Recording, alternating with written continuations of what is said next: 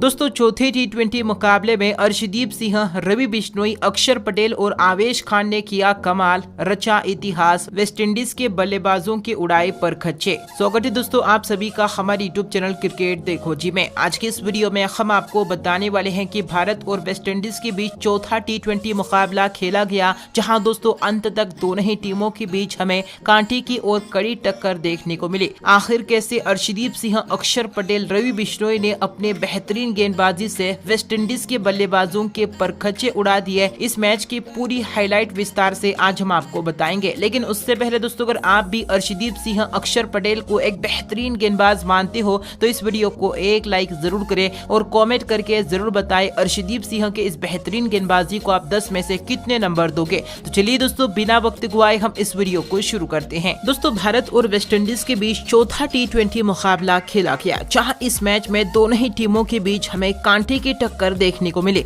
इस मैच में वेस्टइंडीज की टीम ने टॉस जीतकर पहले गेंदबाजी करने का फैसला किया, तो वहीं पर भारतीय टीम को पहले बल्लेबाजी करने का न्योता दिया। अब इस मैच की शुरुआत हुई, जहां भारतीय टीम की तरफ से सलामी बल्लेबाज के तौर पर रोहित शर्मा और सूर्य कुमार यादव की जोड़ी बल्लेबाजी करने के लिए मैदान पर उतरी। रोहित शर्मा ने शुरुआती ओवर में ही बेहतरीन चौके लगाए, तो वहीं पर इसके बाद तीसरे ओवर में इन दोनों ही ओपनर बल्लेबाजों ने अपनी तूफानी बल्लेबाजी का कहर बरपाया और इस ओवर में रोहित शर्मा ने ओवेड मैककॉय को 2 गगनचुंबी छक्के जड़ दिए। तो वहीं पर इसी ओवर में सूर्य कुमार यादव ने भी विस्फोटक बल्लेबाजी का नजरा दिखाते हुए 1 गगनचुंबी छक्का और 1 करारा चौका जड़ दिया। 5वें ओवर में रोहित शर्मा के बल्ले से एक और गगनचुंबी छक्का देखने को मिला। इन दोनों ही खिलाड़ियों के बीच अर्धशतकीय साझेदारी पूरी हो चुकी थी। भारतीय टीम को अच्छी शुरुआत मिल चुकी थी, लेकिन अब अगली ही गेंद पर अकील हुसैन ने बेहतरीन गेंदबाजी करते हुए रोहित शर्मा को क्लीन बोल्ड कर दिया, जहां रोहित शर्मा अपने पारी में 33 रन बनाकर पवेलियन लौट गए। इसके बाद छठे ओवर में सूर्य कुमार यादव ने भी 1 गगनचुंबी छक्का जड़ दिया, परंतु अगली ही गेंद पर अलगारी जोसेफ के हाथों सूर्य कुमार यादव भी 24 रन के व्यक्तिगत स्कोर पर अपना विकेट गंवा बैठे। जहां दोस्तों टीम इंडिया 6 ओवर के पावर प्ले में 2 विकेट के नुकसान पर 65 रन बना चुकी थी। अब एक बार फिर से अकील हुसैन ने शानदार गेंदबाजी करते हुए किफायती ओवर फेंका, तो वहीं पर अगली ही ओवर में दीपक हुडा के बल्ले से 1 करारा चौका देखने को मिला। हालांकि सलामी बल्लेबाजों के आउट होने के बाद भारतीय टीम की रनों की गति धीमी हो चुकी थी। 9वीं ओवर में डोमिनिक ड्रेक्स ने किफायती ओवर फेंका, लेकिन इसके बाद अगली ही ओवर में दीपक हुडा और ऋषभ पंत दोनों ही खिलाड़ियों के बल्ले से 1-1 चौका देखने को मिला। जहां दोस्तों इसके बाद 11वें ओवर में एक बार फिर से ऋषभ पंत ने एक कड़क चौका लगाया। दोनों ही खिलाड़ियों की मौजूदगी में काफी अच्छी साझेदारी पनपते हुए नजर आ रही थी, लेकिन 12वें ओवर में अलगारी जोसेफ ने शानदार गेंदबाजी करते हुए दीपक हुडा को 21 रन के व्यक्तिगत स्कोर पर आउट करके पवेलियन भेज दिया।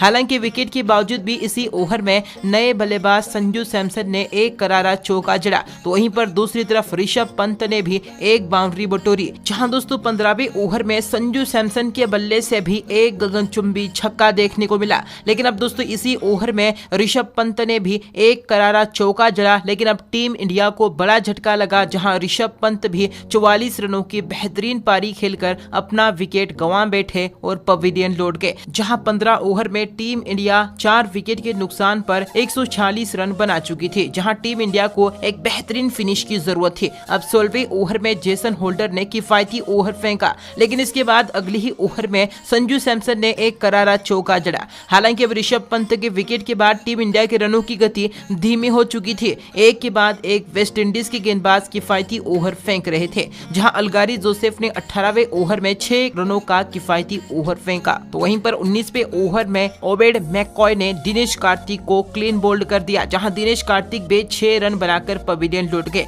लेकिन अब विकेट के बावजूद भी इसी ओवर में नए बल्लेबाज अक्षर पटेल ने एक के बाद एक 2 गगनचुंबी छक्के लगाकर विस्फोटक बल्लेबाजी का नजरिया पेश किया। तो वहीं पर इसके बाद इनिंग्स के आखिरी ओवर में अक्षर पटेल के बल्ले से एक और करारा चौका देखने को मिला, जहां दोस्तों अक्षर पटेल मात्र 8 गेंदों में 20 रन बनाकर नाबाद रहे। जहां दोस्तों टीम इंडिया ने 20 ओवर के पारी में 5 विकेट के नुकसान पर 191 रन बनाए। जहां दोस्तों वेस्टइंडीज के सामने भारतीय टीम ने जीत के लिए 192 रनों का लक्ष्य रखा। जहां दोस्तों अब वेस्टइंडीज की तरफ से सलामी बल्लेबाज के रूप में ब्रेंडन किंग और काइल मेयर्स बल्लेबाजी करने के लिए मैदान पर उतरे। जहां दोस्तों पहली ही ओवर में ब्रेंडन किंग ने एक के बाद एक 2 करारे चौके जड़कर आक्रामक बल्लेबाजी का रवैया अपनाया। तो वहीं पर इसी ओवर में काइल मेयर्स के बल्ले से भी एक करारा चौका देखने को मिला। लेकिन दोस्तों अगली ही ओवर में ब्रेंडन किंग आवेश खान की गेंद पर 13 रन बनाकर अपना विकेट गंवा बैठे और आवेश खान ने बेहतरीन गेंदबाजी का जलवा बिखेरा। वहीं इसके बाद चौथे ओवर में एक बार फिर से आवेश खान ने अपनी शानदार गेंदबाजी से तहलका मचा दिया और नए बल्लेबाज डेवन थॉमस को मात्र 1 रन के व्यक्तिगत स्कोर पर आउट करके पवेलियन भेज दिया। लेकिन इसके बावजूद भी 5वें ओवर में कप्तान निकोलस पूरन ने अपनी तूफानी बल्लेबाजी का जलवा बिखेरा। जहां दोस्तों निकोलस पूरन ने एक चौका और खतरनाक बल्लेबाजी करते हुए एक के बाद एक 3 गगनचुंबी छक्के जड़ दिए। लेकिन दोस्तों इसी ओवर की अंतिम गेंद पर निकोलस पूरन रनआउट का शिकार हुए। जहां दोस्तों निकोलस पूरन भी 24 रन बनाकर अपना विकेट गंवा बैठे। 6 ओवर के पावर प्ले में वेस्टइंडीज की टीम 3 विकेट के नुकसान पर 61 रन बना चुकी थी। 7वें ओवर में अक्षर पटेल ने अपनी बेहतरीन गेंदबाजी का जलवा बिखेरा और काइल मेयर्स को 14 रन के निजी स्कोर पर आउट करके पवेलियन भेज दिया। तो वहीं पर इसके बाद अगली ही ओवर में बिश्नोई ने 3 रनों का किफायती ओवर फेंका। लेकिन अब 9वें ओवर में रोमन पोवेल ने अपनी तूफानी बल्लेबाजी से अक्षर पटेल को एक ही ओवर में एक के बाद एक 2 तूफानी और गगनचुंबी छक्के जड़ दिए। परंतु दोस्तों इन 2 छक्कों के बाद अक्षर पटेल ने बदला लेते हुए रोमन पोवेल को 24 रन के व्यक्तिगत स्कोर पर आउट करके पवेलियन का रास्ता दिखा दिया। जहां 10 ओवर में वेस्टइंडीज की टीम 5 विकेट पर 88 रन बना चुकी थी। अंतिम 60 गेंदों पर वेस्टइंडीज की टीम को जीत के लिए 104 रनों की जरूरत थी। वहीं दोस्तों वेस्टइंडीज की टीम के लिए रिक्वायर्ड रन रेट काफी बढ़ते जा रहा था। ऐसे में अब 11वें ओवर में जेसन होल्डर ने रवि बिश्नोई को लगातार एक छक्का और एक करारा चौका जड़ दिया। किंतु परंतु अब इसके बाद अगले ही ओवर में अर्शदीप सिंह ने बेहतरीन गेंदबाजी करते हुए जेसन होल्डर को 13 रन के व्यक्तिगत स्कोर पर आउट करके पवेलियन भेज दिया। 13वें ओवर में रवि बिश्नोई ने 2 रनों का किफायती ओवर फेंका। अब दोस्तों कुछ हद तक वेस्टइंडीज की हार लगभग साफ नजर आ रही थी। तो वहीं पर 14वें ओवर में भुवी ने 3 रनों का ओवर फेंका। इसके बाद अगले ही ओवर में बिश्नोई ने अपनी शानदार गेंदबाजी का जलवा बिखेरा।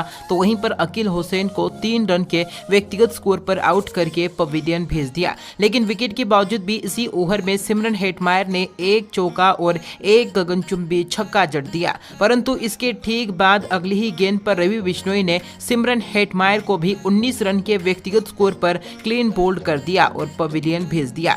जहां 15 ओवर में वेस्टइंडीज की टीम 8 विकेट पर 116 रन बना चुकी थी। आखिरी के 30 गेंदों में वेस्टइंडीज की टीम को जीत के लिए 76 रनों की जरूरत थी। जहां दोस्तों 16वें ओवर में आवेश खान ने 2 रनों का किफायती ओवर फेंका। तो वहीं पर 17वें ओवर में डोमिनिक ड्रेक्स ने एक करारा चौका जड़ दिया। लेकिन इसके बाद एक बार फिर से अर्शदीप सिंह ने बेहतरीन गेंदबाजी करते हुए डोमिनिक ड्रेक्स को भी 5 रन के व्यक्तिगत स्कोर पर क्लीन बोल्ड करके पवेलियन भेज दिया। तो वहीं पर 18वें ओवर में अर्शदीप सिंह ने 1 विकेट के साथ ओवर में मात्र 1 रन खर्च किया। इसके बाद वेस्टइंडीज की टीम के 9 विकेट गिर चुके थे। अब वेस्टइंडीज की टीम ऑल आउट के कगार पर थी। जहां 19वें ओवर में हुडा ने 4 रनों का किफायती ओवर फेंका। वहीं दोस्तों इनिंग्स के आखिरी ओवर में अर्शदीप सिंह ने ओबेड मैककॉय को भी क्लीन बोल्ड कर दिया, जिसके साथ ही टीम इंडिया ने यह मुकाबला 59 रनों के बड़े अंतर से जीतकर इतिहास रच दिया। इस सीरीज में 3-1 से बढ़त बनाकर सीरीज पर कब्जा भी जमा लिया। दोस्तों ऐसे में अर्शदीप सिंह के इस बेहतरीन गेंदबाजी को टीम इंडिया के जीत को लेकर आप 10 में से कितने नंबर दोगे, कमेंट करके उसका जवाब जरूर दें। इस वीडियो को लाइक जरूर करें, चैनल को सब्सक्राइब जरूर करें। धन्यवाद।